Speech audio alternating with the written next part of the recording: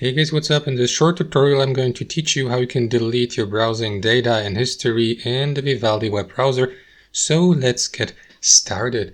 Launch the Vivaldi web browser on your computer, and once you're on your home screen, guys, simply click on that icon here on the left sidebar, that one here, to access your browsing history here on Vivaldi. So what you want to do, guys, next is click on that icon here to the right and choose the data for example, for the last hour or the last 24 hours or the last week, month, or your entire data you have collected so far as a user of the Vivaldi web browser.